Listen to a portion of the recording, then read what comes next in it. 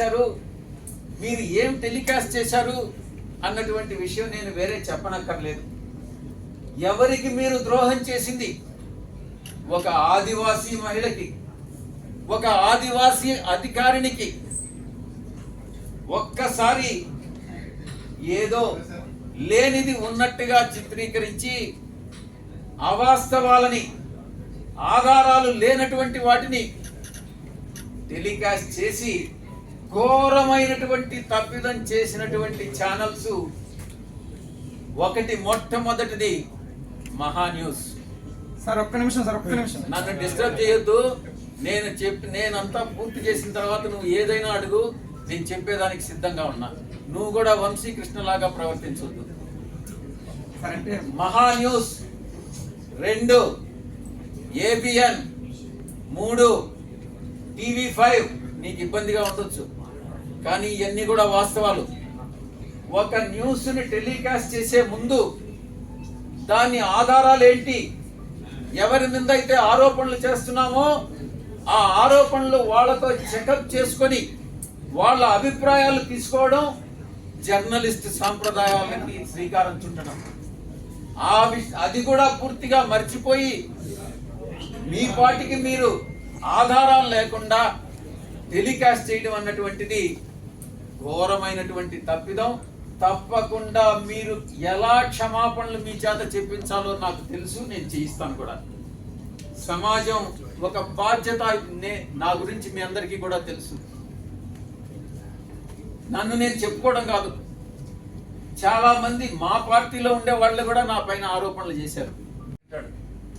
ఆ గుండా వెనుక ఒక అమ్మాయిని కూడా తీసుకొచ్చాడు.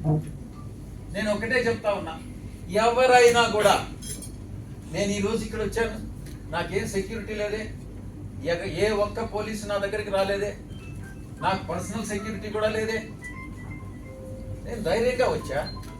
వీడెవడో టైం చెప్పి నువ్వు ఫలాని దగ్గరికి రా అని చెప్తే ధైర్యంగా నేను ఒక్కడనే వెళ్తా. ఈ రకంగా ఏదో వచ్చి నేను భయపెట్టేస్తాను, నేను కొట్టేస్తాను, చంపేస్తాను అని ఈ రకంగా భయపెడితే తాటాకు చప్పుళ్ళకు భయపడేటటువంటి వాడిని కాదు అని నేను చెప్తా ఉన్నా. పత్రికాముఖంగా చెప్తా ఉన్నా, వీడికే చెప్తా ఉన్నా. నువ్వు టైం చెప్పరా, నేను వస్తా. లేదా నువ్వు మా ఇంటికి వచ్చి వాడు విజయసాయి రెడ్డి గారు ఎక్కడ అన్నావు కదా, నువ్వే చెప్పు, మీ ఇంటి అడ్రస్ చెప్పు, నేను వస్తా, చూసుకుందామని అన్నటువంటి విషయాన్ని నేను చెప్తా ఉన్నాను. దీన్ని బట్టి ఒక్కటే అర్థం చేసుకోవాలి, ఏ ప్రభుత్వం అధికారంలో ఉన్నా, ఏ కూటమి అధికారంలో ఉన్నా, మేము ప్రతిపక్షంలో ఉన్నా, భయపడే ప్రసక్తి లేదు. మళ్ళీ తిరిగి వైఎస్ఆర్ కాంగ్రెస్ పార్టీ 5 సంవత్సరాల కాలంలో మళ్ళీ అధికారంలోకి వస్తుంది. మధ్యంతర ఎన్నికలుగానే వస్తే మళ్ళీ కూడా అధికారంలోకి వస్తుంది. ఎవరైతే తోక ఆడిస్తున్నారో ఆ తోక ఆడిచ్చే వాళ్ళందరినీ తిరిగి కత్తిరిస్తామని నేను పత్రికాముఖంగా చెప్తా ఉన్నా. ఇక బాబాసాహెబ్ అంబేద్కర్ గారు రాజ్యాంగాన్ని రూపొందించినప్పుడు రాజ్యాంగ రూపకర్త 4 స్తంభాల్ని నిర్మించారు. 1 పార్లమెంటు, 2 బ్యూరోక్రసీ, జ్యుడిషియరీ, ఆ తర్వాత మీరు 4th పిల్లర్ ప్రెస్. ఏంటి ఉద్దేశం, ఏంటి రాజ్యాంగంలో ఉన్నటువంటి ఉద్దేశం ఏంటి? తరతరాలుగా ఈ యొక్క అణగారినటువంటి వర్గాలు, తరతరాలుగా వెనుకబడినటువంటి వర్గాలు,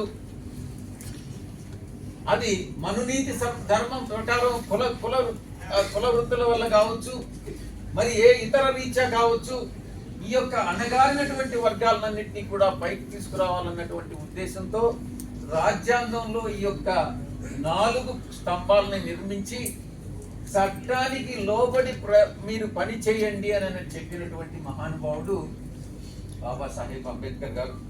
అందుకే ఈ ఇన్స్టిట్యూషన్స్ అన్ని కూడా మీకు మీ బాధ్యతలను గుర్తు చేస్తా ఉన్నా. మీడియాకి అంతరాలు లేనటువంటి సమాజమే మన ధ్యేయంగా ఉండాలి అన్నటువంటి చెప్పినటువంటి వ్యక్తి బాబాసాహెబ్, గొప్ప వ్యక్తి బాబాసాహెబ్ అంబేద్కర్ గారు. ఇక అనగదొక్క